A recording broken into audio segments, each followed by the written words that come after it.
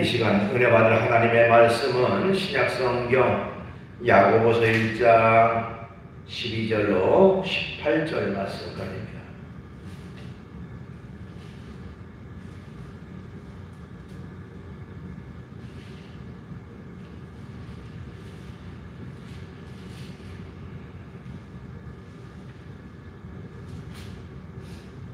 신약성경 371쪽에 있습니다. 야고보서 1장 12절로 18절 말씀까지 받들어 공독을 하겠습니다. 시험을 참는 자는 복이 있나니 이는 시련을 견디어낸 자가 주께서 자기를 사랑하는 자들에게 약속하신 생명의 멸류관을 얻을 것이기 때문이라. 사람이 시험을 받을 때에 내가 하나님께 시험을 받는다 하지 말지니 하나님은 악에게 시험을 받지도 아니하시고 친히 아무도 시험하지 아니하시느니라. 오직 각 사람이 시험을 받는 것은 자기 욕심에 끌려 미혹되느니 욕심이 잉태한즉 죄를 낳고 죄가 장성한즉 사망을 낳느니라. 내 사랑하는 형제들아 속지 말라. 온갖 좋은 은사와 온전한 선물이 다 위로부터 빛들의 아버지께로부터 내려오나니 그는 변함도 없으시고 회전하는 그림자도 없으시니라. 그가 그 피조물 중에 우리로 한 천열매가 되게 하시려고 자기의 뜻을 따라 진리의 말씀으로 우리를 낳으셨느니라. 아멘. 말씀은 18절까지 받들어 봉독을 했습니다. 우리 찬송 한 장을 같이 부르겠습니다. 315장입니다. 315장 찬송.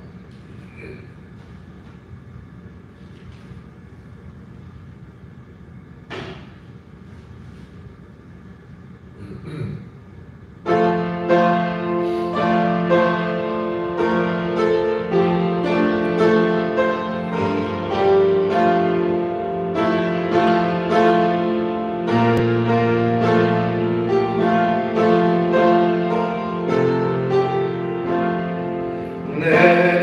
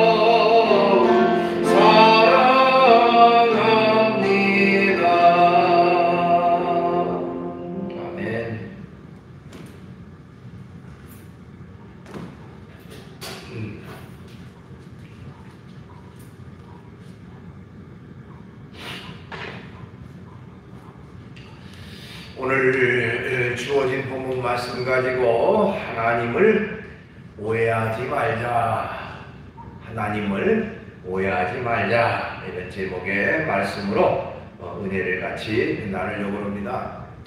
사람과 사람 사이에서 때때로 우리가 오해로 인해서 서로 간에 갈등이 벌어지는 경우가 많습니다. 내가 잘못 전달해서 그 사람이 오해할 수도 있고요. 내가 한 말에 대해서 잘못 이해했기 때문에 거기서 생기는 오해일 수도 있습니다. 어쨌든 서로에게 이런 오해가 발생하면 너무너무 답답하고 너무너무 괴로운 일이 아닐 수가 없다고 하는 것입니다. 그런데 때때로 믿음의 사람들은 하나님에 대해서 잘못 알고 오해하는 그런 경우가 있다 하는 것이죠. 오늘 본문이 포함된 이 야고보서가 기록될 당시의 상황을 잠시 살펴볼 필요가 있습니다. 예수님께서 인간의 죄를 담당하시기 위해 십자가에 대속의 죽음을 죽으시고 부활하신 후에 초대교회는 주님이 약속하신 대로 성령이 임하게 됩니다. 그래서 교회마다 성령의 충만함을 받게 되고 그 성령의 능력으로 말미암아 갖가지 기적과 능력이 나타나게 되니까 초대교회는 급속도로 성장하고 부흥하는 그런 교회들이 되어졌습니다. 그런데 교회들이 크게 부흥성장하니까 가장 놀라운 또 당황했던 그런 사람들은 바로 유대인들이었습니다. 유대인들은 기독교가 잘못된 종교이고 기독교를 어떻게 해서든지 핍박하려고 노리고 있던 사람인데 교회가 점점 왕성하고 성황하게 되니까 그들의 핍박이 더 심하게 이루어졌습니다. 그래서 그 유대인들의 핍박으로 인해서 많은 믿음의 사람들이 각지로, 각 나라로 흩어지게 됐습니다.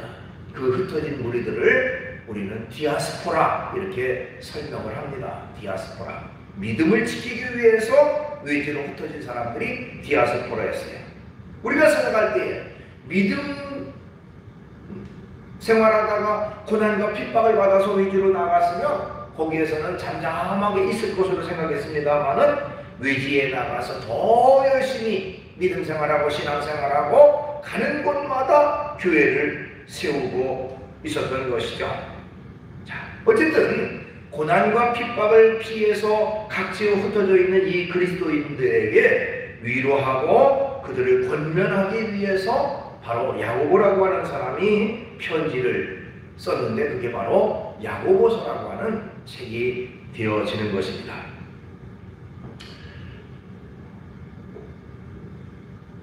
자, 악한 마귀는요 항상 믿음의 성도들을 교묘하게 속이고 믿음에서 떨어뜨리려고 갖가지 방법을 동원하고 있습니다. 요한복음 8장 44절에 보면요 예수님께서도 이 마귀를 가리켜서 어떻게 설명했냐면 진리에 서지 못하고 거짓말만 하는 거짓의 아비가 바로 마귀라 이렇게 말씀하셨어요. 요한복음 8장 44절 보면 그는 처음부터 살인한 자요 진리가 그 속에 없으므로 진리에 서지 못하고 거짓을 말할 때마다 제 것으로 말하나니 이는 그가 거짓말쟁이요 거짓의 아비가 되었습니다. 그러니까 마귀는 진리에 서지도 못할 뿐만 아니라 거짓말을 하는 거짓말쟁이요 거짓의 아비가 되어지는 것이 악한 마귀라 이렇게 말씀하고 있었던 것이죠. 자, 야고보가 야고보서를 기록할 당시에도 악한 마귀는 많은 사람들에게 거짓말로 선동해서 자꾸 믿음을 떨어뜨리게 만들고 하나님에게서 멀어지게 만드는 그런 방법을 동원했습니다. 그런데 야고보서 이후에 지금 대략 한 2000년이 지난 오늘까지도 악한 마귀는 그때나 지금이나 동일하게 역사하고 있다는 것입니다. 아니 오히려 더 최후의 발악을 하고 있는 그런 시기가 오늘날의 시기라고 말할 수가 있습니다. 마귀는 여전히 하나님을 믿는 사람들을 속이고 있고 또 믿음에서 떨어뜨리게 만들고 자꾸 교묘한 방법을 동원해서 하나님에 대해 오해하게 만들고 믿음에서 멀어지게 만드는 그런 방법과 술책을 쓰고 있다고 하는 것입니다. 야고보는 그 당시에 악한 마귀의 속임수에 빠져서 믿음에서 떠나고 있는 사람들을 향해서 어떻게 말하냐면 오늘 본문 16절 말씀해 보니까 내 사랑하는 형제들아 속지 말라 이렇게 권고하고 있는 거예요. 내 사랑하는 형제들아 속지 말라. 마찬가지로 오늘날도 하나님에 대해서 자꾸 오해하게 만들고 곡해하게 만들고 또 하나님의 사랑을 자꾸 회의적으로 생각하는 그런 사람들에게 야고보는 내 형제들아 속지 말라 이렇게 권면하고 있는 것입니다. 그러면 야고보서가 기록할 당시에 악한 마귀가 그리스도인들에게 하나님에 대해서 어떤 오해를 하도록 만들었는지 또 오늘날 우리는 어떤 자세를 가지고 살아가야 되는지 그 내용을 같이 살펴보려고 하는 것입니다. 자, 우선 첫 번째로 하나님은 우리에게 고생과 근심만 주는 분이라고 오해하지 말라 하는 것입니다. 하나님은 우리에게 고생과 근심만 주는 분이라고 오해하지 말라는 것이죠. 본문 12절 말씀에 보면 시험을 참는 자는 복이 있나니 이는 시련을 견디어낸 자가 주께서 자기는 사랑하는 자들이 약속하신 생명의 면류관을 얻을 것이기 때문이라 이런 말이 있습니다. 여기 시험을 참는 자라고 할 때 시험이라고 하는 말이 나오는데요. 이 야고보서에는 시험이라는 말이 여러 번 나옵니다. 그런데 원어적으로 보면 그 시험을 크게 두 가지의 시험으로 분류해서 말할 수가 있습니다. 한 가지의 시험은 하나님이 주시는 시험으로서 연단이라고 말하는 시험이고 영어로는 테스트라고 하는 단어를 사용합니다. 또 하나는 마귀가 주는 시험으로 유혹이라고 하는 말을 사용하는데 영어로는 템테이션이라고 하는 단어를 사용합니다. 자, 하나님께서 주시는 연단은요 훈련해서 더욱더 성장하고 자라게 하는 데 목적이 있어요.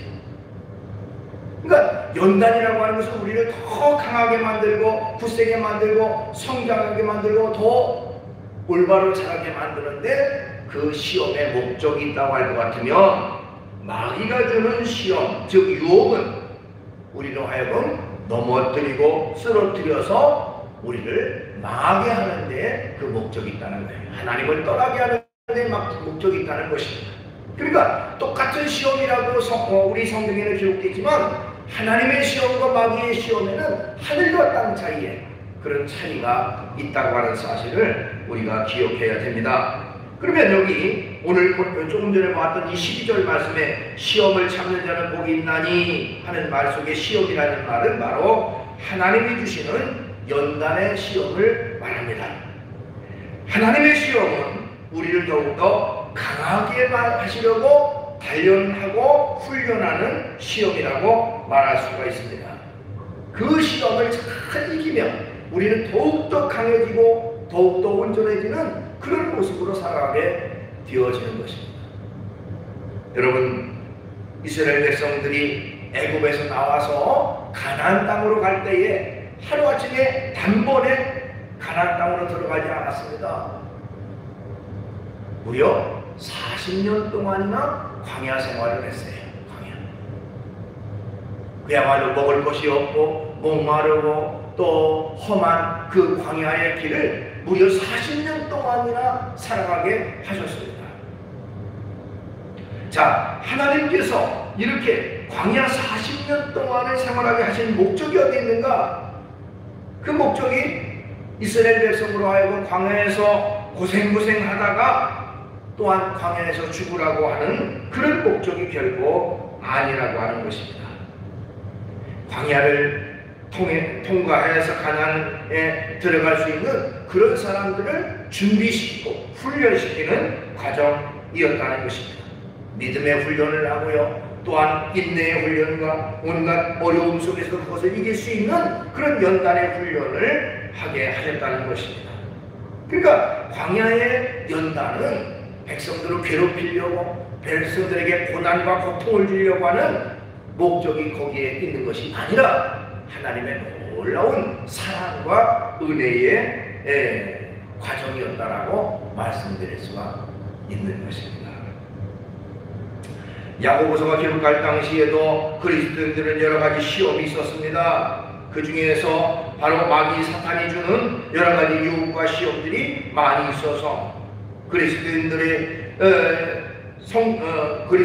하여금 고통과 고난의 시련을 당하게 했지만 하나님께서는 그 과정 속에서도 온전하게 믿음과 신앙을 지키고 또한 그 시련의 과정을 이길 수 있도록 하나의 성숙한 성도로서 훈련시키는 과정으로 하나님이 만드셨다고 하는 것입니다. 그렇기 때문에 언제든지 우리 믿음의 성도들은 때때로 고난 중에 환난 중에 핍박 중에 하나님은 나에게 왜 이런 고난과 시련을 주시는가 하고 원망할 이유가 없습니다. 하나님은 때때로 우리에게 고난을 허락하시고 시련을 허락하시지만 그것이 하나님의 본래의 목적이 아니라 우리로 하여금 더 굳건한 믿음, 더 강한 믿음, 더 온전한 믿음을 가지고 하나님 앞에 바로서 신실한 일꾼이 되도록 하기 위한 하나의 연단의 과정이라고 하는 사실을 우리가 기억해야 되는 것입니다. 하나님은 결코 우리로 하여금 고통과 고난을 주는 것이 하나님의 뜻이 아니라고 하는 사실입니다. 여러분 성경을 한번 찾아보도록 하겠습니다. 예레미야 애가 3장 33절입니다. 구약성경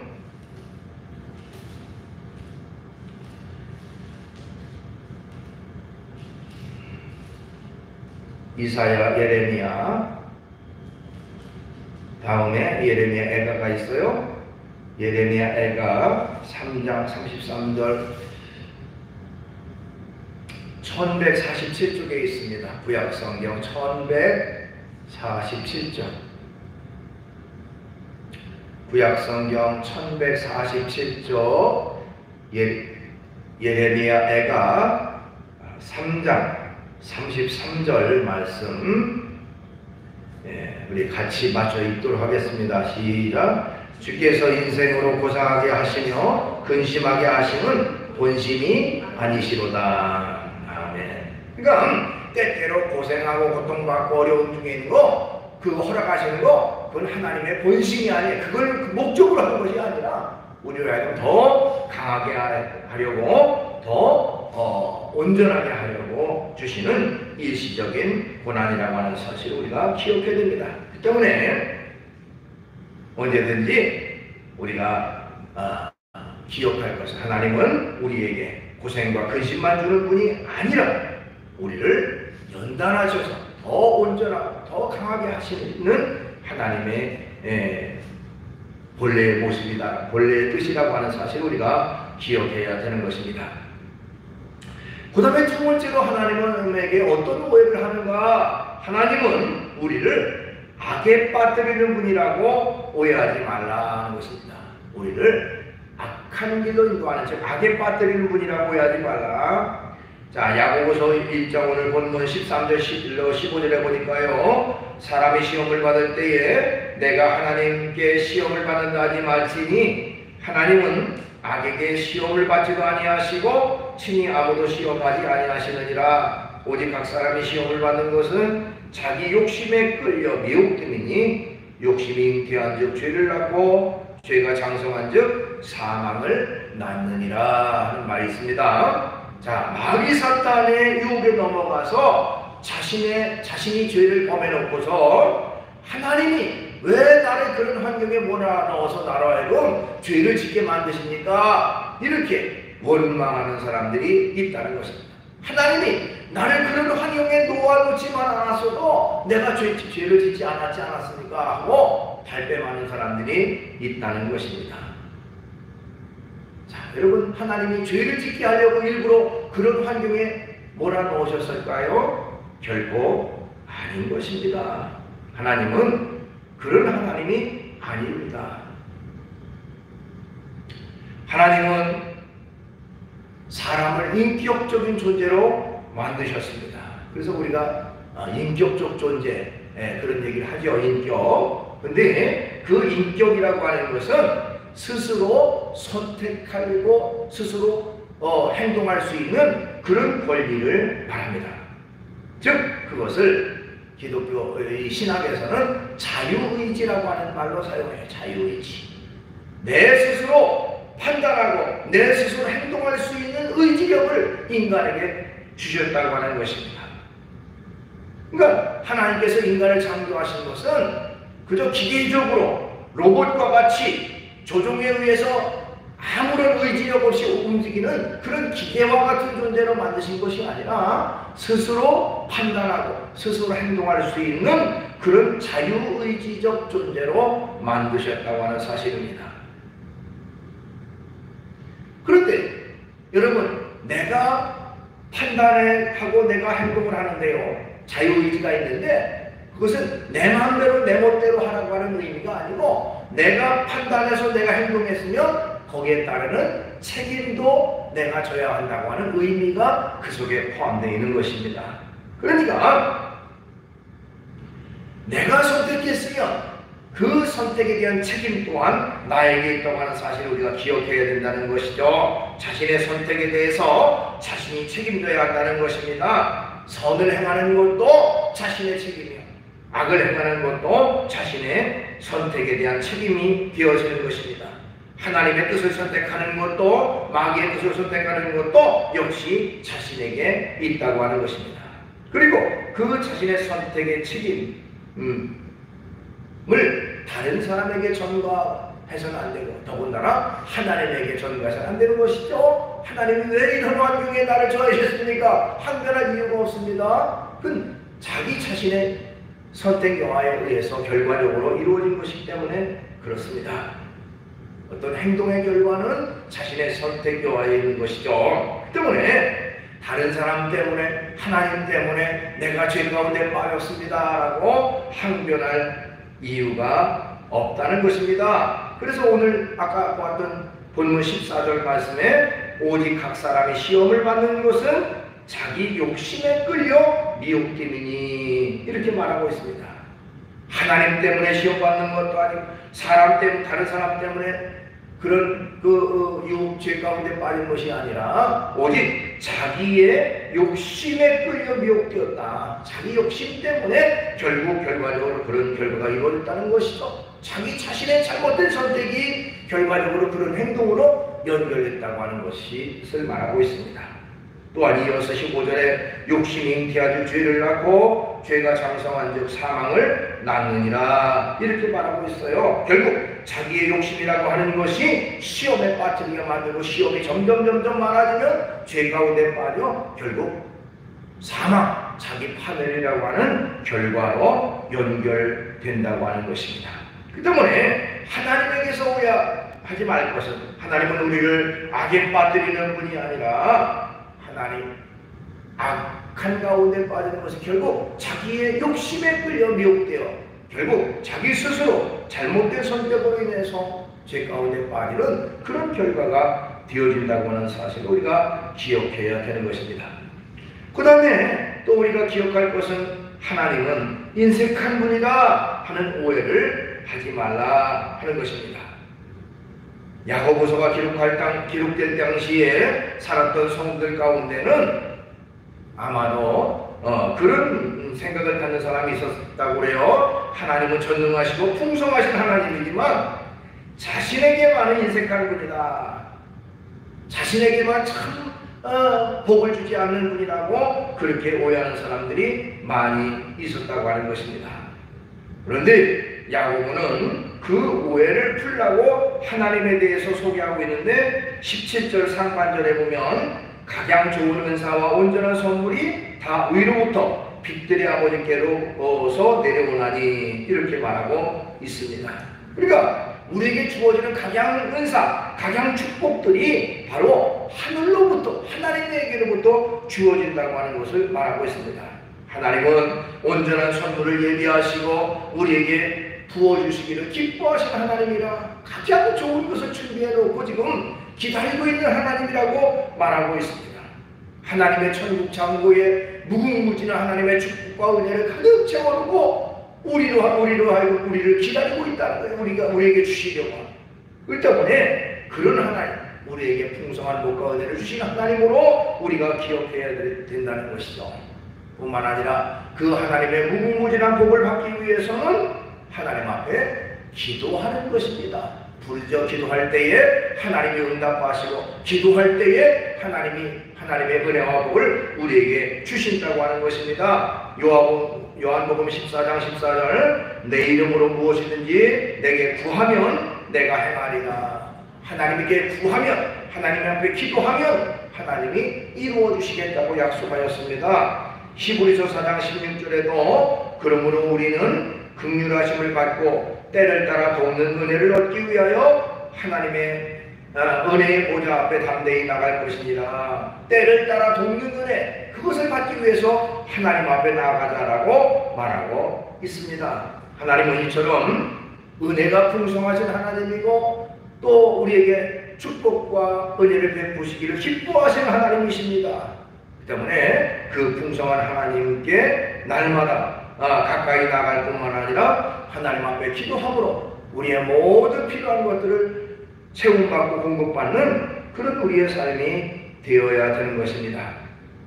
그 다음에 또한 하나님에 대한 오해 중에 하나님은 변덕스러운 분이다 하는 그런 오해를 하는 사람들이 있다는 것입니다. 우리 주변에 여러 사람들을 많이 만나보면 때때로 변덕이 심한 사람들을 많이 보게 됩니다. 하루아침에 자신의 말과 태도와 행동을 완전히 바꿔버리는 그런 변덕 가운데 살아가는 사람들도 많이 있습니다. 그것 때문에 당황하기도 하죠. 그런데 그런 잘못된 인간관계에서 오는 그런 변덕을 하나님에게도 적용시켜가지고 하나님도 역시 변덕이 심한 분이라고 이렇게 착각하는 사람들이 있습니다. 그러나 절대로 하나님은 그런 분이 아니라는 것입니다. 하나님은 변함이 없으신 분이 바로 하나님이라. 오늘 본문 17절 하반절에 그는 변함도 없으시고 회전하는 그림자도 없으시니라 이렇게 말하고 있습니다. 변함도 없으시고 회전하는 그림자도 없으시다. 하나님은 결코 변하지 않는 하나님, 하나님은 결코 달라지지 않는 하나님, 그 하나님이라는 사실 우리가 기억해야 됩니다. 또한 히브리서 13장 8절에도 예수 그리스도는 어제나 오늘이나 영원토록 동일하시느니라 이렇게 말하고 있어요. 어제나 오늘이나 영원토록 동일하신 분이 바로 예수님이라고 성경은 말하고 있습니다. 이처럼 하나님은 인간과 같이 변덕이 심한 하나님, 금방 은혜를 주셨다가 금방 우리에게 채찍과 또 고난을 주시는 하나님이 아니라 항상 한결같이 우리를 사랑하시고 우리를 축복하시는 하나님이시라는 사실을 우리가 기억해야 됩니다. 하나님은 변함없으신 한결같으신 하나님이라는 사실을 우리가 기억해야 되는 것입니다. 또한 하나님에 대해서 오해하는데 하나님은 나를 하찮은 존재로 만드셨다라고 오해하지 말라는 것입니다. 나를 하찮은 존재로 만드셨다. 때때로 어렵고 힘든 고난의 세월을 많이 보낸 사람들이 대개가 스스로 낮은 자존감 가운데 살아간다라고 얘기를 합니다. 그러니까 수없이 많은 고난과 고통과 어려움을 거쳤던 사람들이 자기 스스로에 대해서 굉장히 자존감이 낮아서 때때로는 열등의식 속에 살아가기도 하는 것이죠. 나만 못나 보이고 나만 작아 보이고 스스로에 대해서 참으로 불만족스러운 그런 모습으로 살아가게 된다고 하는 것입니다. 자, 야고보의 야고보서를 기록할 당시에 이 말씀을 받는 사람들 가운데서도 그런 생각을 하는 사람들이 많이 있다는 것입니다. 온갖 핍박과 고난과 연단 속에서 그들은 자기 스스로 심한 열등의식 속에 살아갈 뿐만 아니라 하나님의 사랑을 받지 못하는 하찮은 존재들이다라고 이렇게 스스로에 대해서 생각하고 있었다고 하는 것입니다. 어떻게 보면 믿음을 지키기 위해서 위주로 나와 생활하지만 얼마나 불편하고 얼마나 힘들겠습니까? 그런 과정 속에서 스스로에 대해서 이런 자존감이 낮아지는 그런 사람들이 많이 있었다고 하는 것입니다. 그래서 하나님은 나를 하찮은 존재로 만드셨지 않은가? 나는 너무너무 하찮은 존재가 아닌가? 그러나 하나님은 그렇지 않다라고 이 야고보서를 통해서 말씀하고 있는 것입니다. 오늘 본문 야고보서 1장 18절에 보니까요, 그가 피조물 중에 우리로 한 천열매가 되게 하시려고 자기 뜻을 따라 진리의 말씀으로 우리를 낳으셨느니라, 이렇게 말씀하고 있어요. 이 말의 의미는 뭐냐면 하나님은 우리를 결코 하찮은 존재로 만드시지 않았다. 모든 피조물 가운데 가장 으뜸되는 존재로 만드셨다라고 그렇게 말씀하고 있는 것입니다. 모든 피조물 중에 천열매가 되게 하시려고 하셨다라고 하는 것을 성경은 말하고 있는 것입니다. 그 때문에 언제든지 하나님은 우리를 너무너무 사랑하시고 우리는 하나님의 특별한 사랑과 특별한 은혜를 받는 그런 소중한 존재라고 하는 사실을 기억해야 돼요. 그러니까 세상 사람들은 나를 알아주지 못하고 세상 사람들은 나를 인정하지 않는다 할지라도 나는 거룩하신 하나님이 사랑하시고 축복하시는 자라고 하는 사실을 우리가 기억해야 된다는 것입니다. 또한 우리를 예수님의 영접함으로 말미암아 하나님의 자녀가 되는 그런 귀한 존재가 되어졌습니다. 요한복음 1장 12절 영접받은 자 곧 그 이름을 믿는 자에게는 하나님의 자녀가 되는 권세를 주셨으니 저와 여러분은 예수님을 믿음으로 하나님의 자녀가 됐어요. 거룩하신 하나님, 전능하신 하나님, 살아계신 그 하나님의 자녀가 되어졌다는 말입니다. 때문에 얼마나 귀한 존재이고 얼마나 소중한 존재입니까? 그 때문에 자기 스스로에 대해서 이런 낮은 자존감 가운데 결국 살아가지 말고 전능하신 하나님이 나의 하나님이 되시고 나는 하나님의 자녀라고 하는 사실을 확신하고 담대함 가운데 살아가는 우리가 되어야 되는 것입니다. 말씀을 정리하려고 합니다. 야고보는요 본문을 통해서 우리에게 하나님에 대해서 오해하지 말라라고 하는 여러 가지 내용을 썼습니다. 자, 하나님은 우리에게 고생과 근심만 주는 하나님이라고 오해하지 말라. 하나님은 우리를 연단하셔서 더 강하고 굳세게 하신 하나님이라는 사실을 기억해야 되는 것입니다. 하나님은 우리를 악에 빠뜨리는 분이라고 오해하지 말라. 우리 스스로가 자유의지를 잘못 사용해서 하나님 말씀보다 악한 마귀의 말에 따라 욕심을 따라 죄가 주어졌다는 사실을 기억해야 된다. 하나님은 인색한 분이 아니라 하나님은 우리가 좋은 은사와 온전한 선물을 예비하시고 우리에게 후히 주시고 풍성하게 축복하신 하나님이라는 사실을 기억해야 됩니다. 하나님은 변덕이 심한 하나님이 아니라 하나님은 언제나 변함이 없으시고 한결같이 우리를 사랑하신 하나님이라는 사실, 또 하나님은 나를 하찮은 존재로 만드신 하나님이라고 생각하지 말고 하나님은 모든 피조물보다 으뜸되고 소중한 존재로 또 하나님의 거룩한 자녀로서의 모습으로 우리를 불러주셨다는 사실을 기억하고 담대함 가운데 기쁨 가운데 살아갈 뿐만 아니라 하나님 앞에 더 온전한 믿음과 신앙을 가지고 살아가는 그런 저와 여러분 되시기를 주의 이름으로 축원합니다. 기도하겠습니다. 거룩하신 주님을 찬양합니다. 오늘 이 시간 야고보가 하나님은 어떤 하나님인지를 설명하는 내용을 통해서 많은 사람들이 하나님에 대해서 잘못 오해하는 그런 내용과 우리가 가져야 되는 마음가짐은 어떠해야 될지를 살펴보았습니다. 하나님, 우리의 마음속에 살아계신 하나님, 전능하신 하나님, 축복의 하나님, 오늘도 역사하시는 그 하나님만을 철저히 믿고 그 하나님만을 온전히 섬기면서 살아가는 저희가 되게 하시고 하나님 말씀을 따라서 바르고 합당하게 살아가는 저희 모두가 되어 하나님이 인정하시고 칭찬하시는 참된 믿음의 성도의 길을 걸어가는 저희 모두가 되게 주시옵소서. 예수님의 이름으로 기도하옵나이다. 아멘.